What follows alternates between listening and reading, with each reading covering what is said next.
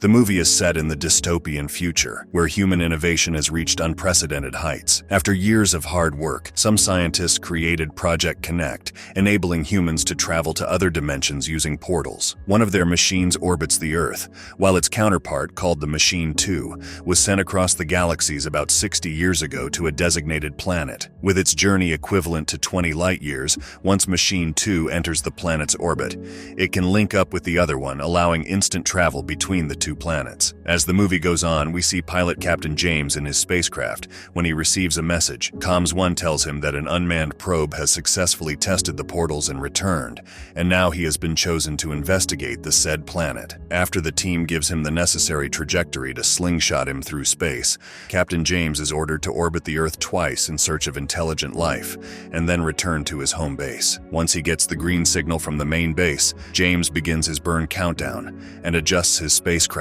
while the team locks the ship's entrance point. After the 10-second countdown, the ship lags momentarily, which makes James wonder if the path is okay, but his team gives him clearance and he makes his way toward the black machine. As soon as his ship builds momentum, Captain James loses consciousness, while the space shuttle continues its descent. Unbeknownst to him, the spacecraft starts sounding the alarm of low fuel. When James wakes up, he notices the ship's alarm warning him about an unavoidable collision, prompting him to leave the ship. So he gears up for evacuation, puts on his oxygen mask, and when the ship is quite close to the surface, he opens the latch door which pulls him out of the space shuttle. Once he lands on the planet's surface with the help of a parachute, he looks around in a daze. A huge storm is headed his way, so he starts walking until he reaches the crash site, where his shuttle is being ravaged by flames. After he gets to a safe spot, he opens his backpack and finds 2 foil-wrapped food items. Assessing his rations, he realizes that he has enough food and water to last him for 5 days. He finds his device near the crash site,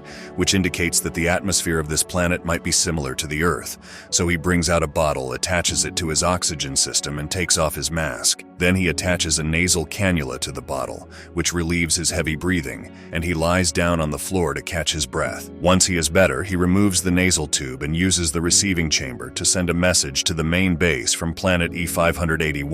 He tells them that the jump damaged his ship, which resulted in him crash landing on this planet. He also reports that the planet appears to be barren with no sign of intelligent life so far. After mentioning his ration supplies, he expects his team to respond after 3 hours due to communication delay. After his first transmission, James takes out his bottle for a sip of water, but a loud crashing sound startles him. He crawls up to figure out the source, but sees nothing different around him. When he turns around, he realizes his bottle has fallen, spilling all the water. This leaves him frustrated, and he throws away the bottle in anger. Soon, darkness falls, and while James waits for a response from his team, he gets hungry, so he eats one of his packed foods. The next morning, James finds no response from his team. Nevertheless, he starts walking around and tries to establish communication with his base, telling them that he has been on this planet for almost 24 hours. Since his water reserves have been depleted, he expects that the rescue is on its way, and he hopes to find some water source for survival. As he continues walking, he hears the sound of flowing water nearby, so he rushes toward it, only to find a spring of water. He scoops some water in his hand to test it, and once he is sure it is safe, he fills up a bottle and adds a crushed pill to it to sterilize it. Once the water is ready, he drinks it to his fill and continues walking around the planet. When he reaches a clearing, he brings out his binoculars to look around and find something moving at a distance. James is relieved and he waves at them, hoping to get a cordial response. However, they start shooting at him, so James runs away and manages to lose the 2 robots that were chasing him. The day goes by, and when it gets dark, the sound of a vehicle startles James. This causes him to lose his footing and fall. Luckily, he sees a tall building in front of him, so he makes his way inside. Cold and hungry, he unwraps his food and wonders if anyone will ever come to his rescue. The next day, he sends yet another message to his people, claiming that he has yet to hear back from them. He also mentions that his supplies are dwindling low, so he might need a backup plan. He mentions that he saw signs of intelligent life on this planet, and since they have machines, they might be able to help him return to Earth. The day goes on, and after James has his meal, he lays on the ground for some rest. He sees himself holding a baby, but is suddenly interrupted by a loud bang. James quickly springs to his feet and hides nearby. When he sees 2 robots coming his way, James runs off in the opposite direction stealthily and hides in the woods. Moments later, he hears some noise, but when he turns around, he sees no one. Suddenly, the robots show up in the woods and open fire at James. injuring his hand. Despite losing blood fast, James uses all his strength to attack the robot with a piece of wood off the forest floor. This assault damages some parts of the robot, giving James enough time to escape. Once he is in a safe spot, he quickly wraps a bandage around his wound to minimize the bleeding and passes out shortly. In the next scene, James wakes up on the forest floor with an animal-like robot standing near him.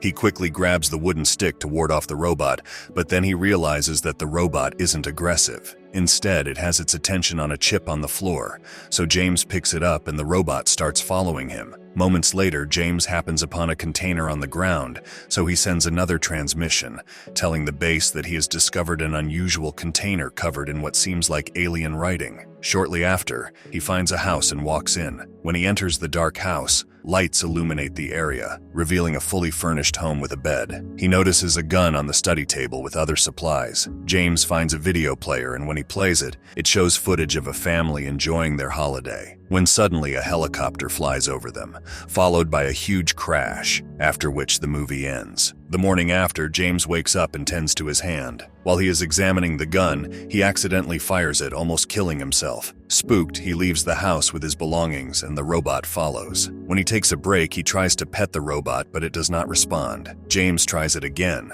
but then he realizes that the robot might be able to carry his bag. He tests his theory by putting his luggage on the robot, which secures the bag and starts walking in a particular direction. James follows him and notices that they are headed for an abandoned factory. He reports the post-apocalyptic situation of the planet's surface and assumes that the robots might be working for their creators residing underground. Once they get to the factory, the robot stops moving and James grabs his luggage. Suddenly, the robot drops a white object from its body, which starts emitting gas. Shortly after, an aircraft opens fire on them. James manages to run to a house nearby. Next, he notices a robot firing at the wall. When he sees a clear path, James makes a run for it until he reaches a huge machine. Just then, the machine starts shooting randomly, and another aircraft flies by. James finds a staircase leading to a door, but when the door opens, it releases a gas that makes James sick. So he grabs his mask and enters the door again, which leads him through a sewer-like hallway, his gun at the ready. At a dead end,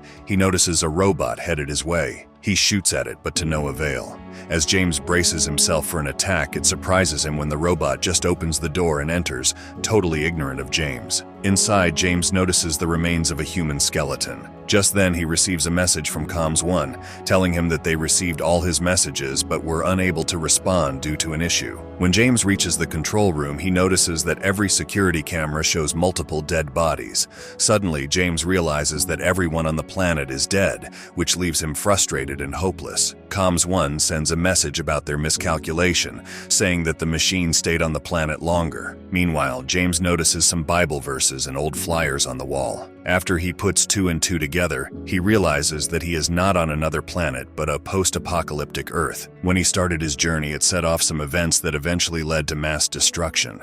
Hopeless, James tries to kill himself, but he suddenly has a vision of himself with the baby, and it gives him hope, so he puts the gun away. With that, the movie ends. Thanks for watching Robot World.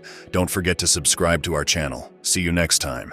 Welcome, sci-fi fans. Futurist Flicks is thrilled to launch our exclusive membership program designed for loyal fans like you. By joining, you'll unlock early access to recap videos, unseen recap videos, raffle prizes, free merch giveaways, exclusive content and behind-the-scenes insights, access to community events, live streams, and Q&A sessions. Join the Cosmic Crew today and get instant access to exclusive perks. Thanks for watching, and stay tuned for more intergalactic adventures.